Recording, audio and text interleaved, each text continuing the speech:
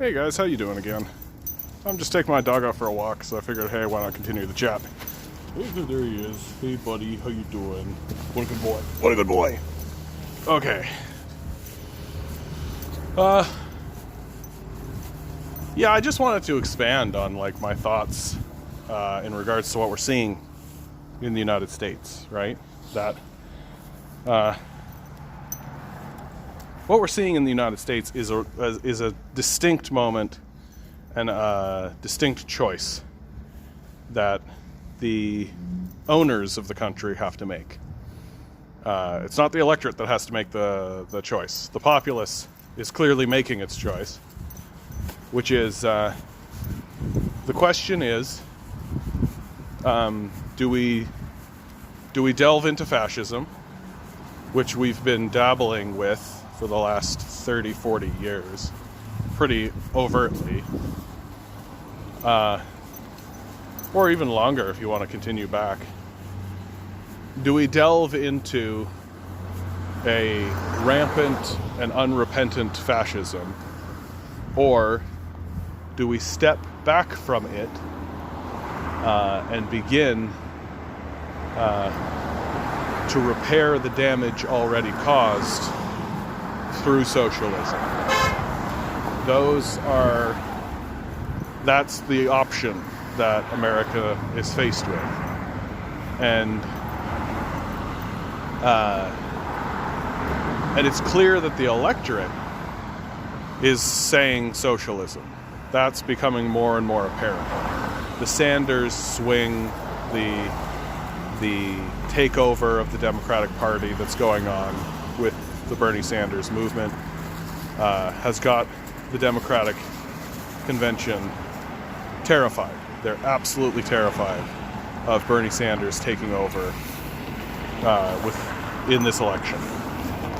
They can see it happening. The problem is that, the thing is that every other candidate, Joe Biden, Elizabeth Warren, Pete Buttigieg, is just going to go along with the status quo, the military-industrial complex, and it's just going to continue plundering the society the way that it has been. And the military-industrial complex, as Eisenhower warned, has taken over America. That's pretty obvious at this stage in the game. These endless, ceaseless wars, these unending conflicts where, where our allies become our enemies, and then our enemies become our allies. Exactly as George Orwell said in his book, 1984, where allies, people we hated before, we now love, and then people we love, we now hate, and it just continues changing. Because what matters is to fuel this never-ending war of aggression that fuels the military-industrial complex. This is why the military needs to stand strong against healthcare reform. Universal healthcare is a complete disaster for the military-industrial complex, as is any kind of debt forgiveness or change in debt management through education is another complete disaster for the military, because two of its primary enlistment tools is to say, we'll pay for your schooling and you'll get health care. And if you are a poor person living in a poor neighborhood with no other alternatives, you're just existing in the world. Maybe you've got a job at some pizza joint, some kind of restaurant. Maybe you went and got yourself a college degree only to realize that most of those degrees are worthless and get you pretty low-paying jobs. Or you're entering into a market where they require 5 years of experience. And so there's absolutely no hope for you.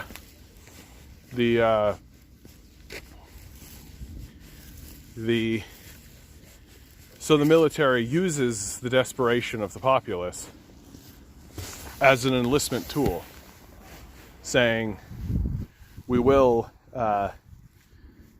pay for these things for you. But if the populace were to suddenly demand that these things are simply given to it, like most other countries, come on, buddy, like most other countries do, most other rational countries, the military would collapse. It wouldn't have enlistment at all. It's suffering enlistment now already because the populace is waking up and the populace is becoming aware that these wars of aggression are illegitimate, that we are not the heroes in this narrative. The CIA is not on your side. The FBI does not work in your interests. Your government has been co-opted and has been taken over by powerful oligarchs and corporations. This is the world you live in. And the populace is standing up and it's saying, no, no thank you. Not interested in that. And there's a glimmering hope that people have to resolve this conflict peaceably and through peaceful transitions of power. And Americans are believers in the concept of democracy. And so they funnel their energy into their democratic structures. And now is the test of those democratic structures. Will the military-industrial construct allow a candidate who is insisting on reforming it to come to power? Will the military-industrial complex allow a figure like Bernie Sanders, who is saying we should have free health care, we should forgive student debt, we should stop these pointless wars of aggression? Will it allow a figure like Bernie Sanders to ascend through the ranks of its democratic system? Or does that democratic system exist only as an illusion? Does the democratic system in the United States exist as a way to obfuscate and funnel angst away from the streets, away from the centers of power, away from powerful people, and into ballot boxes? That instead of people going out onto the streets like they have in France and demanding better of their governments and better of their leaders, instead of people going out onto the streets where they might actually make a difference and actually begin to threaten the centers of power and actually begin to cause problems for people, can we just get those people to funnel that angst and that rage into a ballot box, which goes into a democratic system that is essentially worthless and works on our behalf, on the behalf of the military-industrial complex? And now is a moment where the rubber meets the road, because there have been people who have slipped through. AOC in New York, for example, an outright socialist, saying that billionaires shouldn't exist. But a couple of voices getting into Congress is not a big deal. You need to have a major upswell of people getting into, to get in each individual state to take over power from the corporate interests within the Democratic Party in order to seize power in the Congress or the Senate. You would be talking about a mass movement that would basically make any kind of force against it seem completely childish. And we're not quite there yet. There are still enough people who actually believe that the democratic system that they operate under bears something resembling legitimacy. And this is going to be a moment that's going to drop the curtains. There's this, if Bernie Sanders has this election stolen from him again, especially after what happened between him and Clinton, like, you can fall back on claims that Clinton legitimately beat Sanders, that it was a close race, but she squeaked through. I think that you can still maintain that thought and not be delusional. I think that you can believe that and have a kind of a legitimate perspective on that. At this stage in the game, if Bernie Sanders loses this race, it will be because of outright theft. That the DNC needs to manufacture a loss for him. It needs to pretend as though he is not as relevant as people think he is. They need to stamp him out. Or will the Democratic Party actually bend to the will of the people and actually allow a Sanders presidency to take place, because that's what the people have said, and that's how democracy works. That if the people vote for a candidate, that's who needs to go through. Because what happens if Sanders wins the nomination but has it stolen from him is the likely destruction of the Democratic Party. It's no longer a democratic institution. It has no credibility, if it ever did. And then a guaranteed win from Donald Trump. Donald Trump will guaranteed get a second term, because Donald Trump has been completely compliant with the corporate state. He has done everything that the military-industrial complex has asked of him. He has not interfered at all with the oligarchs. He has not interfered at all. In fact, he's made their lives easier. He's dropped their taxes. And Donald Trump is going to walk up to Pete Butt. Are you kidding me? He has Butt in his last name. And he's going to destroy them. He's going to roll over Biden. He's going to roll over Warren. He's going to make these people look like charlatans, because that's what they are. And he's not going to be repentant. And he's going to go after them for all of the nonsense, for the Russiagate bullshit, for the impeachment nonsense. He's going to unabashedly tear these people apart. But the one person who he loses against before the election even begins is Bernie Sanders. And why? Because Bernie Sanders offers something tangible and real to people. Because he's addressing serious issues and major concerns in the country. Concerns that other nations have already resolved. Like, universal healthcare is something that most other Western countries have resolved. Some of them are under assault still by their right-wing fascists, but they still stand strong, especially compared to the American system, which is a disaster. You've essentially just allowed cartels to take over and bankrupt people with the threat of their own death as leverage.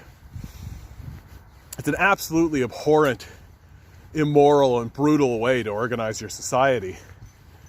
And the fact that America is still dealing with that issue, an issue that should have been resolved years ago, tells you everything you need to know. And so the question remains, will Bernie Sanders or will the Democratic Party, rather, allow the will of the people to be heard? And if they say no, then we are entering a very dark period. We are entering a very dark period where the fascists will not feel that they need to hide any longer. That fascism will become the new normal. And the capitalist structure and the way capitalists market, they will gladly pay fealty to these markets, and they will gladly give over any control, semblance of anything to fascists in order to make money for themselves and to continue gaining power for themselves. They don't care if Ku Klux Klan members go through black neighborhoods and string some people up. They don't care about that. Obviously, they don't care about that. There's a reason why Flint, Michigan still has dirty water. And it's because Flint, Michigan is loaded with black people. America is still this desperately racist place. And should it continue to descend down this overtly fascist path, then things are going to get much worse for its citizens. Much worse. And if the Democrats say, no, we will not elect someone who is going to stand up against all this, then the last place for anyone to turn in the electoral system is actually the Republican Party. Good luck. The most likely scenario from there, and what people should do if Sanders is pushed out, as I expect he will be, is they have to take to the streets. There is no other solution at this point. If you are going to have your democracy rendered illegitimate underneath your feet, and then they'll turn and sneer at you and say, any blue will do, while presenting to you another corporate fascist, they'll say neoliberal, but neoliberalism is just fascism with better PR. That's actually true, by the way. If you actually look at what neoliberalism is, and you look at what fascism is, you just realize that around the end of the World War II, the fascists, the people who were working with the fascists and making money off the fascists, people like IBM, right? Corporations like IBM, Coca-Cola, they're working very closely with the fascists in Europe. They thought to themselves, man, I'd love to get some fascism up in here. But you can't say that. So they just rebranded it. And what did they rebrand it to? Well, they rebranded it to new, and then they took liberalism. And they put liberalism in there, because that's a nice left-wing sounding idea. But the more neoliberalism reveals itself, the more it shows of its intentions, the more obvious it is that it's just fascism. And we shouldn't be suckered and we shouldn't be fooled by people who say, no, I'm a neoliberal, they're a fascist. They're going to vote with fascists, they're going to ally with fascists, they're going to work with fascists because they're fascists. They don't care about you, they don't care about who they destroy or who they kill or who they dominate or who they control. What they care about is money for themselves and power for themselves. They'll even go so far to say that that's the natural order of things. Because, evoking the divine right of rule That's not a thing fascists do, right?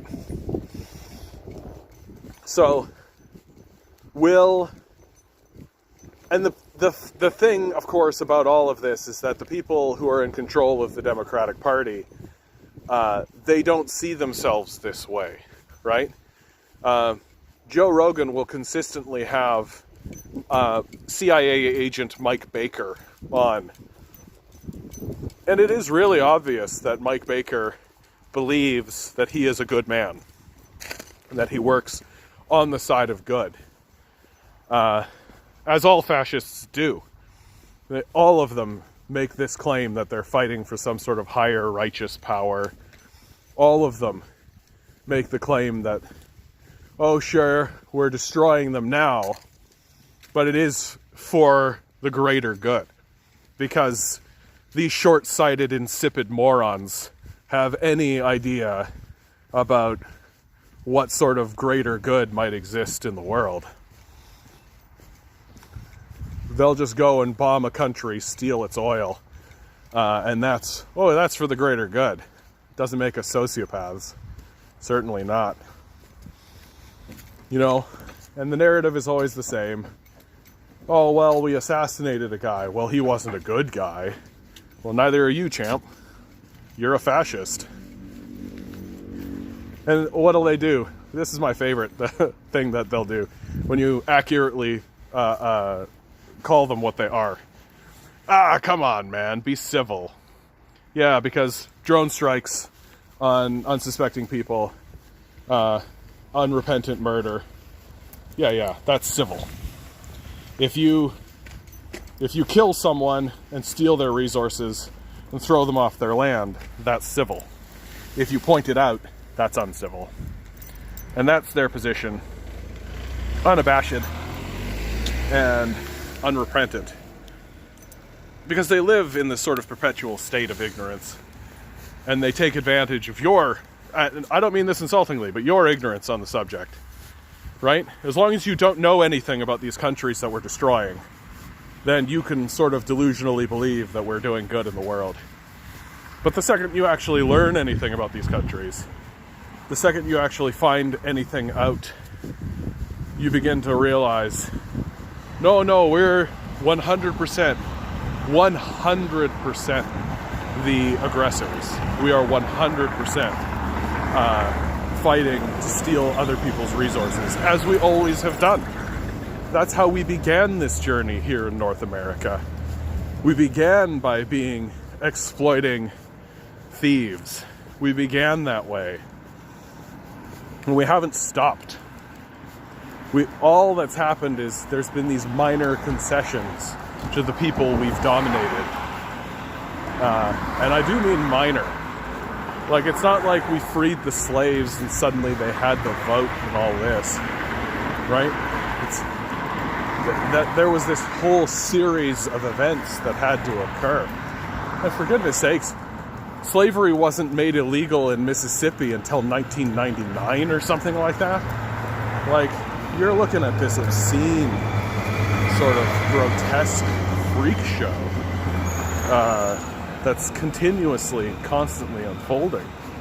And this is happening to the people who live in the country. Forget about foreigners. Forget about people who live in other countries. Forget about all that. And there's this sort of grotesque, like, horror show that occurs where people convince themselves that their evil, overtly evil, like demonic actions are somehow good because they imagine that it is helping some sort of larger purpose. And that's all in their imagination. They're delusional. And I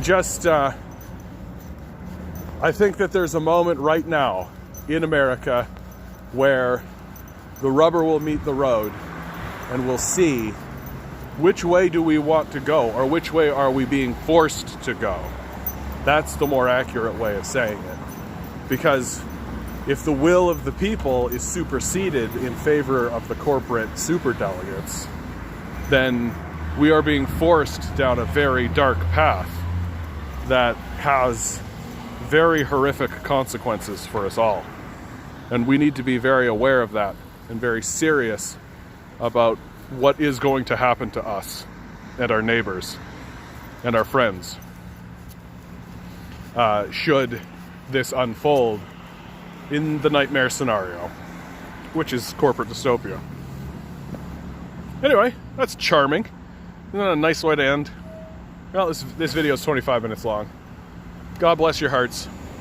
I hope you're all doing well out there. I hope you're having fun. Grab your friends and your families by the hands and love them. All right. I love you guys. Good luck out there. Have fun.